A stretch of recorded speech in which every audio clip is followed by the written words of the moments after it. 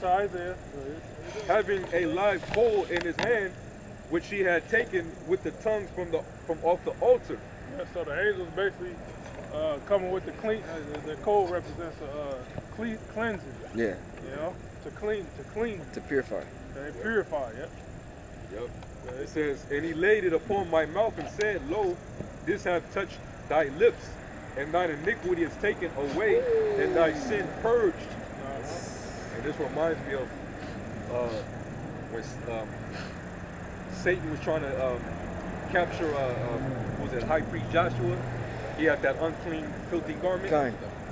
But the Lord was going to basically clean his garment. Yep. He was going to give him the whole garment. That's right.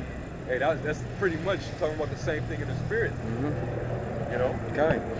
Because what you speak, which is, coming from the doctrine, that's what determines the purity of your garment. Kind. If you speak in false doctrine, your garments is filthy. If you speak in the truth, your garments are pure. Yep. Clean. Made white. Made white. And that's why it talks about that in Revelation, the 14th chapter. Yep. How they all sung this the new song. Yep. They all spoke the same thing. There was no gal found in their mouth, and they walked in white robes, fine linen. Second Edges 2 also. Second Edges 2 talked about how they were heathen minded before, but then they were clean and made white by the word that they had the white robes. Take that off. You know, I got the white pure truth. So Isaiah had to become pure. Yep. He had to give him the spirit of truth. Right. It says, going back, verse 8, it says, also I heard the voice of the Lord saying, Because Isaiah, he was already predestinated to be a man of the Lord. You know, he's just born in the matrix, just like we were. Born in the matrix, brainwashed by, Esau's philosophies of wickedness, until the Lord sent the angel, at a specific time, the Lord wants to wake every individual of the elect up, man. It's during his time that he wants you to wake up, Okay. It says, also I heard the voice of the Lord saying, whom shall I send? And whom will go for us? Then I said, here am I, send me. So that's an angel talking to the Lord. Hey, here I go, send me. I'll do that bit. It's showing you that the angels, they want to do his commandments, right? It says, and he said, go and tell this people, hear ye indeed, but understand not. And see ye indeed, but perceive not. Make the heart of this people fat, and make their ears heavy, and shut their eyes, lest they see with their eyes, and hear with their ears, and understand with their heart, and convert and be healed. Now in the physical realm, Esau, Esau sends out his, through his media brainwashing techniques, but in the spiritual realm, that's what's going on. So making the heart of these people fat. The strong delusions. Strong delusions that the Lord sends out. In the spiritual realm, that's basically the angels making the heart of these the people fat, man. So they won't understand this knowledge. Don't say you choose your delusions. Yeah. That's it. So that's what's happening in the spiritual realm, going into the physical. It's kind of like, because the scriptures talk about breaking down strongholds. The stronghold, it happens in your mind. And when a person is lodged into a certain philosophy, a religion, idol worship, it's almost as if that ideology is being protected, barred up. It's like prison bars. And it's like, in order for you to break free from that, the angel got to break that bar open and free you from that. What did it say? It's seared in their conscience, like a hot iron. Yeah. That's what you're looking for, right? It's literally barred into your mind. So it's going to take divine intervention to take you away from that delusion. Otherwise, you're going to be stuck in that prison house. You're going to be snared in that hole. There's Psalms 119:9, wherewith shall a young man cleanse his way, by taking heed thereto according to thy word. With my whole heart have I sought thee, Oh, let me not wander from thy commandments. And that's what it says in the curses. It said, because thou, because thou had not turned thy whole mind, body, and soul unto the ways of Yahweh by Shem Shai, these curses shall be upon thee and overtake you. And one of them, like the 40th something. one of them curses is what? That he will smite you with madness, blindness, and astonishment of the heart. So that was already the condition that was going to come upon our people, man. We're looking at it. As long as you rebellious, I'm gonna blind you. You know?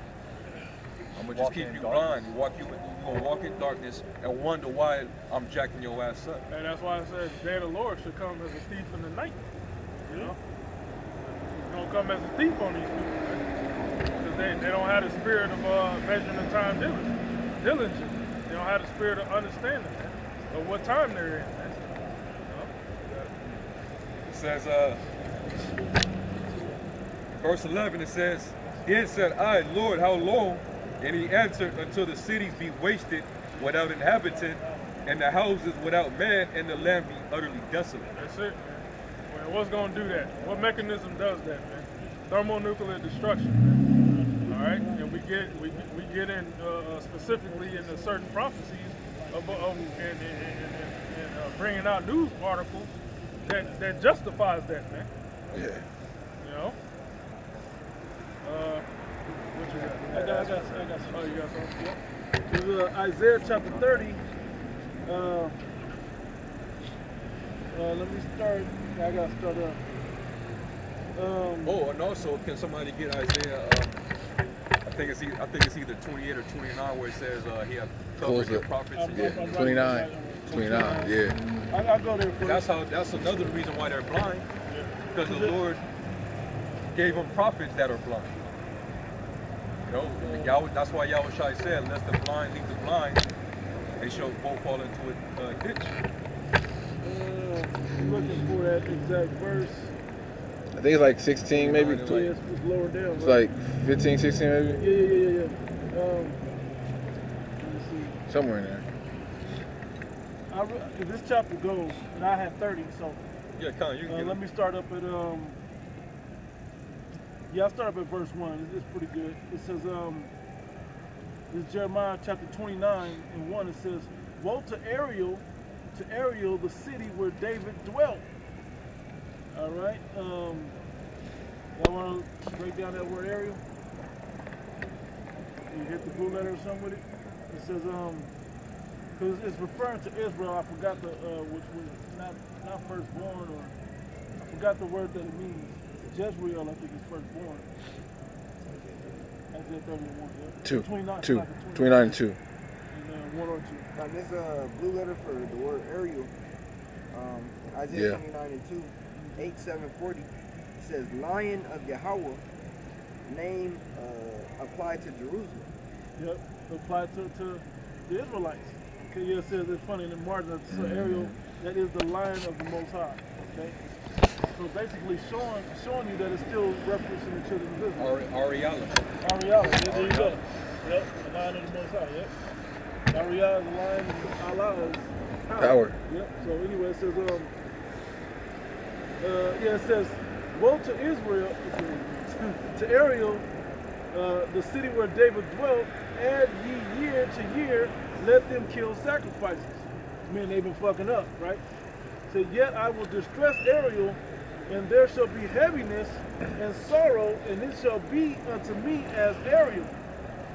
And I will camp against thee round about and lay siege against thee with a mount.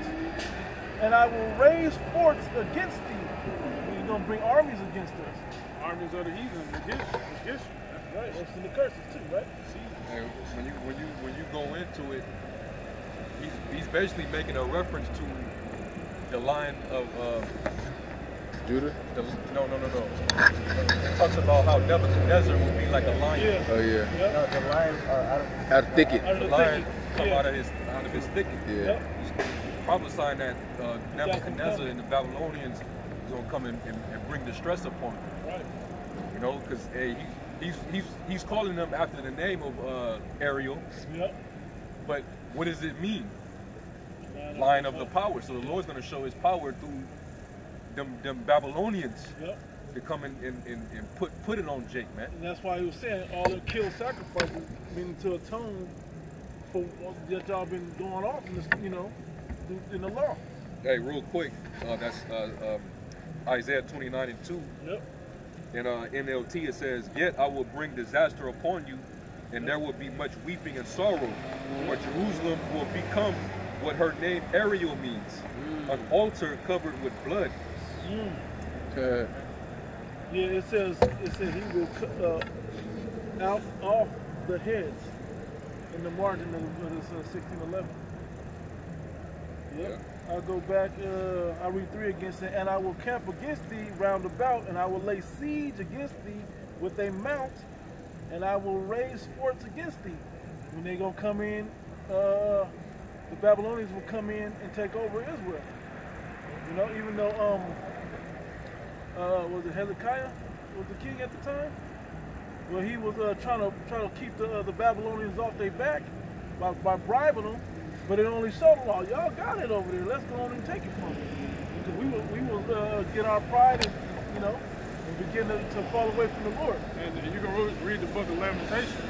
It goes more detail on like what the effects of that siege. Yeah.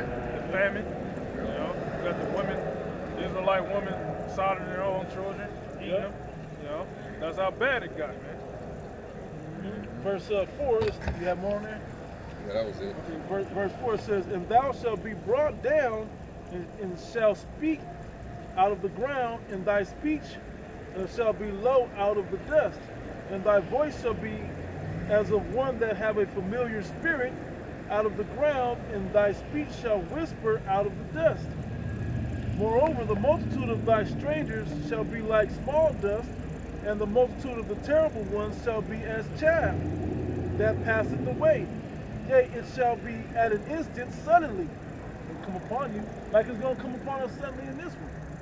Our people, we are already aware that it's coming, but our people, it's going to come out of nowhere. We're going to know where it's coming from, though it's going to come at an instant still, as a thief in the night. And let me make a correction, because Isaiah was actually prophesying of because he was before Jeremiah. Jeremiah prophesied of the Babylonians coming to take Jerusalem. Who came before them to wage war against us? The Assyrians. Yep. They went to the northern kingdom. The Assyrians, Yep. And you had Sennacherib, who was the king of Assyria at the time. He was coming to put distress on Israel.